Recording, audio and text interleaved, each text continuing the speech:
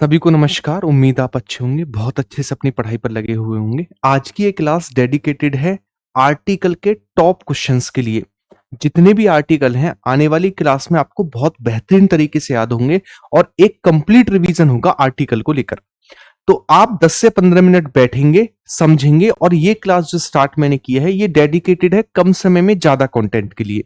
ठीक है, एक बीच में क्लास में आपके लिए छोटा सा गिफ्ट भी है, तो बने रहिएगा। बाकी लास्ट तक वीडियो को कंप्लीट देखिएगा। चलते हैं, स्टार्ट करते हैं सबसे पहले क्वेश्चन से, और इसकी पीडीएफ आपको टेलीग्राम पर मिल जाएगी, जिसकी लिंक आपको कमेंट बॉक्स में पिन मिल जाएगी। नेक्स्ट, सबसे पहले क्वेश्चन, किस अनुच्छेद के तहत संसद को नागरिकता के संबंध में कानून बनाने का अधिकार है? तो संसद जो है वो नागरिकता के संबंध में कानून बना सकती है किस आर्टिकल के तहत? वैसे तो आर्टिकल 5 से 11 तक लेकर हमें किसका वर्णन देखने को मिलता है? नागरिकता का, लेकिन कानून बनाने का अधिकार आर्टिकल 11 के तहत है। किसके तहत? आर्टिकल 11 के तहत देखने को मिलता है। नेक्स्ट क्वेश्चन हमारे पास है अगला क्वेश्चन है ये रहा, भारतीय संविधान में समानता का अधिकार 5 अनुच्छेदों द्वारा प्रदान किया गया है। कब, कहां से कहां तक? तो समानता का अधिकार देता है आर्टिकल 14 से लेकर 18 के बीच, समानता का अधिकार। ठीक है ना, याद रखेंगे। क्लियर है? नेक्स्ट आगे की ओर बढ़ते हैं। अगला, अब एक को 2 से मिलाना है, कैसे, कौन सा मिलेगा?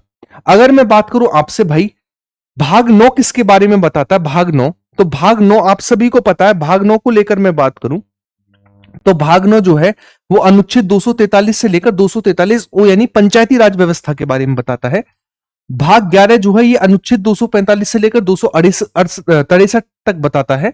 भाग 18 जो है हमारे पास वो अनुच्छेद 352 से लेकर 360 तक है, जिसमें वित्तीय आपातकाल, राष्ट्रपति शासन और आपातकाल के बारे में बताता है। और भाग 20 जो है वो 368 के बारे में बताता है, जिसे कहते हैं संविधान संशोधन। तो अगर मैं बात करूं सही मिलान क्या होगा, वो होगा 1 2 3 4। 1 2 3 4 बिल्कुल करेक्ट होगा। अगला क्वेश्चन है, भारतीय संविधान के किस अनुच्छेद में नागरिकता से संबंधित प्रावधान है? तो नागरिकता से संबंधित प्रावधान आर्टिकल 5 से लेकर 11 के बीच देखने को मिलते हैं। आर्टिकल 5 से लेकर 11 के बीच। संपत्ति के अधिकार को मूल अधिकार की श्रेणी से हटाकर किस अनुच्छेद के अंतर्गत रखा गया? तो अगर मैं बात करूं संपत्ति का अधिकार, अब आर्टिकल 300 ए में है। पहले ये होता था मूल अधिकार, अब है ये वित्तीय अधिकार। ठीक है, याद रखेंगे। नेक्स्ट, संविधान के किस अनुच्छेद द्वारा सिखों को कृपाण धारण करने की धार्मिक स्वतंत्रता दी गई है? तो आर्टिकल 25 के तहत ये धार्मिक स्वतंत्रता दी गई है। आर्टिकल 25 के तहत। संविधान के किस अनुच्छेद के प्रावधानों के अंतर्गत भारत सरकार द्वारा भारत रत्न, पद्म विभूषण आदि अलंकरण प्रदान किया जा सकता है? तो यह आर्टिकल 18 है, जिसमें कहा गया उपाधियों का अंत, हम ऐसी कोई भी उपाधि धारण नहीं कर सकते जिससे लोगों में विविधता आए, है ना। तो ऐसी कोई भी उपाधि धारण नहीं की जा सकती। भारतीय संविधान के किस अनुच्छेद में राज्य के नीति निर्देशक तत्वों का वर्णन है? तो आर्टिकल 36 से लेकर 51 तक जो है नीति निर्देशक तत्व है, भाग 4 में। ठीक है, डीपीएसपी। 42वें संविधान संशोधन अधिनियम द्वारा किस अनुच्छेद को नीति निर्देशक तत्वों में जोड़ा गया? तो यह था आर्टिकल 39A। और 42वें संविधान संशोधन 1976 में जो हुआ था, इसी को कहते हैं मिनी कॉन्स्टिट्यूशन। मूल संविधान मतलब संविधान की कॉपी से बोला जाता है। भारत के प्रत्येक नागरिक का कर्तव्य होगा प्राकृतिक पर्यावरण का संरक्षण एवं सुधार। उपयुक्त कथन भारतीय संविधान के किस अनुच्छेद में है? तो ये जो अनुच्छेद है, यह है 48A। किसमें वर्णन है? 48A में इसका वर्णन है। अगला क्वेश्चन है, संविधान के किस अनुच्छेद के अंतर्गत राष्ट्रपति संघीय मंत्रिपरिषद की सलाह मानने के लिए बाध्य है? तो आर्टिकल 74 के तहत राष्ट्रपति संघीय मंत्रिपरिषद की सलाह मानने के लिए बाध्य है। निम्नलिखित में से आपको ये मिलाने हैं, जैसे संसद के सदस्यों के वेतन एवं भत्ते। वेतन एवं भत्ते, तो वेतन और भत्तों को लेकर मैं बात करूं तो ये आर्टिकल 106 में संसदीय सदस्यों के वेतन और भत्तों के बारे में वर्णन है। संसद सदस्यों के विशेषाधिकार एवं उन्मुक्तियां, ये आर्टिकल 105 में वर्णन है। संसद में प्रक्रिया संबंधित नियम बनाना, आर्टिकल 118 में वर्णित है। इसके अलावा अंग्रेजी को संसद के कार्य की भाषा बनाने से संबंधित नियम आर्टिकल 120 में वर्णित है। इसके अलावा संसद में गणपूर्ति से संबंधित प्रावधान जो है आर्टिकल 103 में वर्णित है। तो हमारे पास क्या बनेगा? 2 3 4 5 1। 2 3 4 5 1 ऑप्शन नंबर सी में है। अगला क्वेश्चन है, अब आपको मिलाना है संसदीय विशेषाधिकार, राज्य विधानमंडल के विशेषाधिकार, संसद की संयुक्त बैठक। तो आप सभी को पता संसद की संयुक्त बैठक जो है ये होती है हमारे पास आर्टिकल 108 में। ठीक है ना। राष्ट्रपति का अध्यादेश जारी करने का अधिकार ये होता आर्टिकल 123 में। किसमें होता? आर्टिकल 123 में होता है। ठीक है। अगर मैं बात करूं संसदीय विशेषाधिकार, ये होते हैं आर्टिकल 105 में। किसमें? आर्टिकल 105 में। ठीक। और संसद की संयुक्त, सॉरी, हाँ ठीक है। और राज्य विधानमंडल के विशेषाधिकार जो होते हैं ये होते हैं आर्टिकल 194 में। किसमें? आर्टिकल 194 में होती हैं। ठीक है। तो आंसर होगा 2413। कौन सा होगा? 2413। नेक्स्ट आगे की ओर बढ़ते हैं। अगला है हमारे पास क्वेश्चन ये रहा, लोकसभा में अनुसूचित जाति एवं अनुसूचित जनजाति यानी एससी एसटी के लिए आरक्षण किस आर्टिकल में वर्णित है? आर्टिकल 330। आर्टिकल 330 में वर्णित है। भारतीय संविधान का कौन सा अनुच्छेद राष्ट्रपति के पद के लिए पुनः निर्वाचन की योग्यता निर्धारित करता है? पुनः निर्वाचन की योग्यता, तो पुनः निर्वाचन आर्टिकल 57 के तहत है। ठीक है ना। आर्टिकल 52 बताता है राष्ट्रपति के पद के बारे में, आर्टिकल 54 बताता है राष्ट्रपति के निर्वाचन के बारे में, और आर्टिकल 55 बताता है राष्ट्रपति के निर्वाचन की रीति के बारे में। ठीक है। नेक्स्ट, निम्नलिखित में से कौन सा एक सही सुमेलित नहीं है, आपको बताना है। देखो मैं एक आपको छोटी सी इंफॉर्मेशन देता हूं। आपको पता है करंट अफेयर का अपने आप में कितना बड़ा रोल है एग्जाम में। तो अगर आपको एक ऐसी कंप्लीट पीडीएफ मिल जाए, सिंगल पीडीएफ, और उसमें 1.5 साल का करंट अफेयर हो और बिल्कुल सिस्टमेटिक तरीके से क्वेश्चन और आंसर, मतलब आपको कम से कम 1000 क्वेश्चन की एक ऐसी पीडीएफ मिल जाए जिसमें कंप्लीट सॉल्यूशन हो 1 साल की करंट अफेयर का, तो आपको इधर उधर करंट अफेयर की वीडियो के लिए भटकना नहीं पड़ेगा। इसकी पीडीएफ पेड रहेगी, बहुत ज्यादा मतलब प्राइस नहीं रखा गया है, बहुत कम। ये इसलिए रखा गया है जो 1000 क्वेश्चन टाइप करेगा लड़का, वो एक फीस लेता है एक क्वेश्चन की 5 रुपए, इस हिसाब से लेता है, तो उसी के लिए है। पर ठीक है, तो आपके लिए मिल जाए और उसका पेमेंट आपके थ्रू हो जाए, बस इतना है। तो ये पीडीएफ आपको इस नंबर पर आप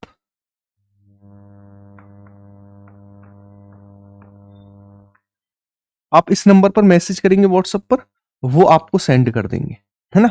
वो आपको इस नंबर पर सेंड कर, आप करोगे मैसेज, वो आपको बता देंगे क्या प्राइस है और कितने की वो पीडीएफ है, तो वो आपको यहां पर बता देंगे, वो आपको सेंड भी कर देंगे। तो इस नंबर पर आप उन्हें मैसेज कर देना, बाकी वो आपको बता देंगे। ठीक है, चलिएगा अब स्टार्ट करते हैं आगे की ओर। और ये कंप्लीट पीडीएफ होगा 1 साल का, है ना, कंप्लीट। और सबसे बड़ी खास बात पता क्या है? कंप्लीट पीडीएफ है, और आप उनसे किसी भी पीडीएफ के बारे में बोलोगे ना, हमें भाई पॉलिटी की चाहिए, है ना, हमें भाई ऐसा है कि हमें टॉप 200 क्वेश्चन चाहिए पॉलिटी के, है ना, या फिर आप कहोगे कि हमें टॉप 500 क्वेश्चन चाहिए ज्योग्राफी के, है ना, एमसीक्यू चाहिए ज्योग्राफी के, तो आप उनसे किसी भी चीज के बारे में बोलोगे, वो आपको इसकी चीजें प्रोवाइड कराते रहेंगे, है ना। लेकिन वो उनके एंड में है, तो आपको कहीं भी किसी भी चीज के लिए कभी भी भटकना नहीं पड़ेगा, सिंगल चीज। अच्छा, निम्नलिखित में से कौन सा एक सही सुमेलित नहीं है? देखो आर्टिकल 39A बताता है समान न्याय एवं निःशुल्क विधिक सहायता, बिल्कुल सही बात है। अनुच्छेद 40 बताता है ग्राम पंचायतों के गठन के बारे में, बिल्कुल सही बात है। अनुच्छेद 44 बताता है समान नागरिक संहिता, बिल्कुल सही बात है। अनुच्छेद 48 न्यायपालिका का कार्यपालिका से पृथक्करण बताता है, नहीं, ये बताता है आर्टिकल 50। क्या बताता? आर्टिकल 50 बताता है उच्च न्यायालय के किसी न्यायाधीश की आयु के बारे में उत्पन्न किसी प्रश्न का विनिश्चय कौन करता है? तो ये किया जाता है भारत के राष्ट्रपति के द्वारा, भारत के राष्ट्रपति के द्वारा। नेक्स्ट, निम्नलिखित कथनों पर विचार करो। अनुच्छेद 169 के अनुसार संसद विधानसभा का सृजन या उसे समाप्त कर सकती है। विधानसभा नहीं, विधान परिषद होता तो मैं मान लेता, है ना। जिन राज्यों में विधानमंडल के 2 सदन हैं, वहां उच्च सदन, जिन राज्यों का में विधानमंडल के 2 सदन हैं, वहां उच्च सदन को विधान परिषद, बिल्कुल ठीक बात है, और निम्न सदन को जो विधान सभा कहा जाता है, बिल्कुल सही बात है। दूसरा एकदम करेक्ट होगा, केवल दूसरा सही होगा। आप याद रखेंगे आर्टिकल 168 किसके बारे में बताता है? विधान सभा के गठन के बारे में। 169 विधान परिषद के गठन के बारे में, 170 विधानसभा के बारे में, और 171 विधान परिषद के बारे में बताता है, ये भी आप याद रखेंगे। ठीक है, नेक्स्ट आगे की ओर चलते हैं। अगला, निम्न में से किसकी सिफारिश राज्यपाल द्वारा राष्ट्रपति को की जाती है? राज्यपाल द्वारा राष्ट्रपति शासन की अनुमति की जाती है 356 में। जब राज्यपाल ये कहता है कि राष्ट्रपति शासन लगना है आर्टिकल 356 के तहत, तब उसकी सलाह राज्यपाल के द्वारा दी जाती है राष्ट्रपति को। क्लियर है? नेक्स्ट, संविधान के किस अनुच्छेद के अनुसार कोई भी विधेयक राज्यपाल की अनुमति के बिना कानून नहीं बन सकता, भले ही उसे दोनों सदनों से द्वारा पारित कर दिया गया हो? तो ये हमारे पास कौन सा आर्टिकल है? तो इस आर्टिकल का नाम है आर्टिकल 200। आर्टिकल 200 के तहत बेशक कोई भी विधेयक राज्यपाल की अनुमति के बिना नहीं बन सकता, है ना, भले ही उसे दोनों सदन से पास कर दिया गया हो, उसे राज्यपाल की अनुमति का मिलना जरूरी है। जैसे केंद्र में राष्ट्रपति की अनुमति का मिलना जरूरी है। केंद्र तथा राज्यों के मध्य शक्तियों के वितरण के लिए भारत का संविधान 3 सूचियों को प्रस्तुत करता है। निम्नलिखित में से 2 अनुच्छेद शक्तियों के वितरण को विनियमित करते हैं, वितरण को बताते हैं। यह आर्टिकल 245 और आर्टिकल 246। अगला क्वेश्चन है, राष्ट्रपति के सिफारिश के बगैर कोई विधेयक जो कर लगाता है विधायिका में नहीं रखा जाता। यानी आपको बताना है कि वित्त विधेयक का वर्णन किस आर्टिकल के तहत किया गया है। तो वित्त विधेयक आर्टिकल जो है 117 के अंतर्गत किया गया है। ठीक है, नेक्स्ट। अब आपको 1 से 2 को मिलाना है। अनुच्छेद 54 राष्ट्रपति का निर्वाचन बिल्कुल सही बात है। अनुच्छेद 75 प्रधानमंत्री और मंत्रिपरिषद की संयुक्त की नियुक्ति बिल्कुल ठीक बात है। आर्टिकल 155 राज्यपाल के राज्य के राज्यपाल की नियुक्ति बिल्कुल ठीक बात है। आर्टिकल हमारे पास, आर्टिकल कौन सा हमारे पास?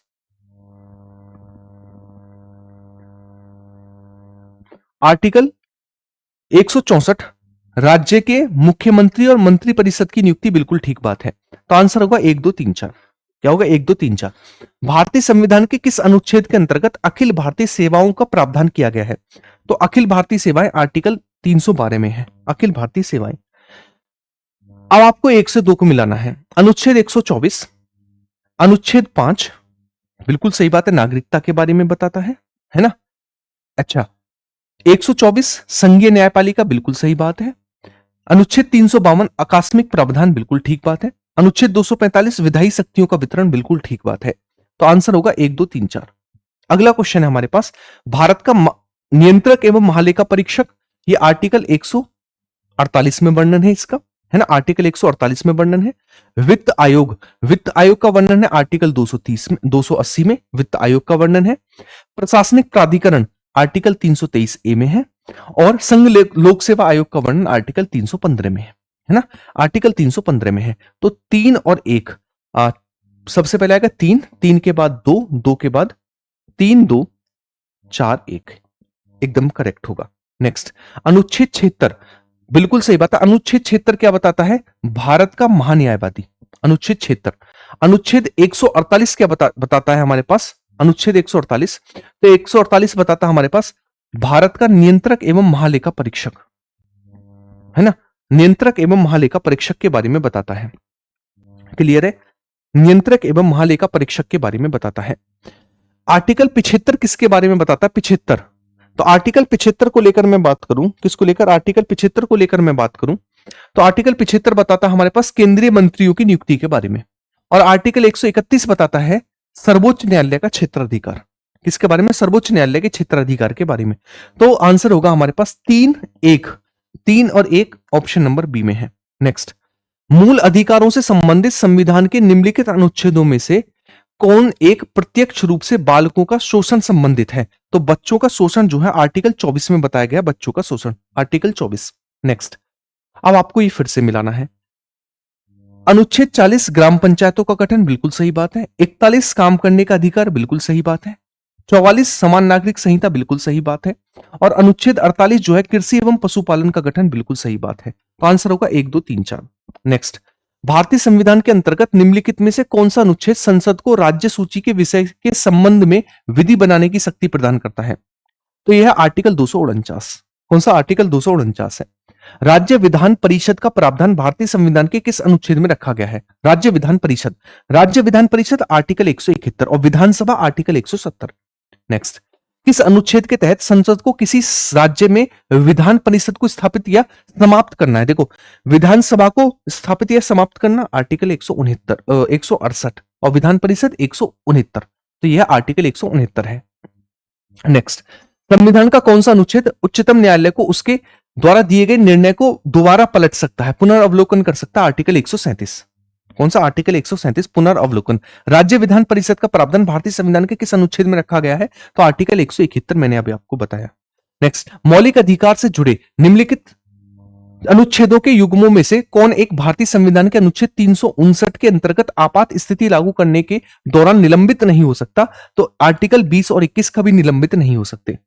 नेक्स्ट, भारत का संविधान निम्नलिखित में अनुच्छेदों में से किस एक के अंतर्गत एक निर्वाचन आयोग का गठन करता है? निर्वाचन आयोग आर्टिकल 324 के अंतर्गत होता है। राज्य के वित्त आयोग का गठन किस आर्टिकल के तहत होता है? राज्य वित्त आयोग का गठन आर्टिकल 243 आई के अंतर्गत होता है। ये आई है, 243 आई के अंतर्गत होता है। नेक्स्ट, राष्ट्रपति संसद के दोनों सदनों का सत्तावसान लोकसभा को भंग कर सकते हैं किस अनुच्छेद के अंतर्गत? तो ये अनुच्छेद कौन सा है? ये है हमारे पास अनुच्छेद कौन सा? ये है अनुच्छेद हमारे पास 85, अनुच्छेद 85 के अंतर्गत। नेक्स्ट, धन विधेयक से संबंधित प्रावधान किसमें है? तो धन विधेयक को लेकर मैं बात करूं तो धन विधेयक हमारे पास आपको दो आर्टिकल याद रखने हैं, आर्टिकल 109 और 110, दोनों धन विधेयक से संबंधित है। किस अनुच्छेद के तहत उच्चतम न्यायालय के आदेश सभी न्यायालयों पर बाध्यकारी होंगे? किस आर्टिकल के तहत? यह है हमारे पास आर्टिकल 141 के तहत सब पर बाध्य होंगे। ठीक है। नेक्स्ट, वित्त आयोग का उल्लेख संविधान के किस अनुच्छेद में किया गया है? वित्त आयोग 280 में वित्त आयोग का गठन है। नेक्स्ट, भारत के नियंत्रक एवं महालेखा परीक्षक किस अनुच्छेद के तहत अपनी रिपोर्ट राष्ट्रपति को देते हैं? तो यह है हमारे पास आर्टिकल 151 के तहत राष्ट्रपति को देते हैं। राज्यपाल के अध्यादेश जारी करने की शक्ति आर्टिकल 213 में है और राष्ट्रपति की जो है वो 123 में है। नेक्स्ट, संविधान के अनुच्छेद 231 के तहत दो या दो से अधिक राज्यों के लिए एक साझा उच्च न्यायालय की स्थापना कौन कर सकता है? संसद कर सकता है। कौन? संसद कर सकता है। दिल्ली को राष्ट्रीय राजधानी क्षेत्र दिल्ली का विशेष दर्जा किस अनुच्छेद के अंतर्गत दिया गया है? यह 239 ए के अंतर्गत दिया गया है। नेक्स्ट, राष्ट्रीय आपातकाल के लागू होने पर अनुच्छेद 19 की स्वतंत्रता स्वतः खत्म हो जाती है किस अनुच्छेद के अंतर्गत? है ना, किस अनुच्छेद के अंतर्गत खत्म हो जाती है? तो आप सभी को पता है कौन सा अनुच्छेद है? 358, है ना, जब भारत में बाह्य आक्रमण और सशस्त्र विद्रोह के आधार पर क्या लगता है? आपातकाल लगता है। राष्ट्रीय पिछड़ा वर्ग आयोग का गठन किसके अंतर्गत किया गया है? 338 बी के अंतर्गत किया गया है। नेक्स्ट, ओबीसी आयोग। संविधान का कौन सा अनुच्छेद लोकसभा के सदस्य बनने के लिए योग्यता को परिभाषित करता है? है ना, लोकसभा के सदस्य बनने की योग्यता को परिभाषित करता है आर्टिकल 84 है। कौन सा? आर्टिकल 84। और अपने किसी भी निर्णय पर उच्चतम न्यायालय की पुनर्अवलोकन की शक्ति संविधान के किस अनुच्छेद में निहित है? पुनर्अवलोकन की शक्ति, तो मैंने आपको बताया था पुनर्अवलोकन 137 में वर्णित है। चलिएगा, इसका आंसर अब मैं आप सभी से होमवर्क में चाहूंगा, आप होमवर्क में देंगे और इसी तरीके की हम छोटी छोटी क्लासेस में जो है सारी चीजों को कवर अप करते रहेंगे। जो मैंने आपको यहां पर चीज बताई थी किसको लेकर, नोट्स वगैरह को लेकर, तो ये चीज जो है वो सारे का सारा कॉस्ट जो है वो जो टाइपिंग करते हैं उनके लिए है। बाकी आपके ऊपर डिपेंड है, आप लेना चाहो लेना, वरना तो कोई बात नहीं है। बस ये आपको एक जगह सारी की सारी कंपाइलेशन पीडीएफ मिलती रहेंगी बढ़िया तरीके से। ठीक है, और एक ग्रुप वगैरह बना दिया जाएगा जिसमें कोई भी नई पीडीएफ आएगी, जैसे पॉलिटी के 1000 क्वेश्चन की, या फिर हिस्ट्री के 1000 क्वेश्चन की, या फिर इकोनॉमिक्स के 1000 क्वेश्चन की, तो उसमें डाल दिया करेंगे। जिसको लेनी होगी ले लेना। बस ये है कि आपकी तैयारी बहुत अच्छी चलती रहेगी और कंटेंट आपको पता है कितना तगड़ा है, बस उसी कंटेंट के आधार पर चीजें मिलती रहेंगी। बाकी मिलते हैं नेक्स्ट क्लास में। वीडियो को लाइक, शेयर और कमेंट बॉक्स में प्यारी सी कमेंट छोड़कर जाना आप सभी को क्लास आज की कैसी लगी। बाय बाय, टेक केयर, सभी को जय हिंद।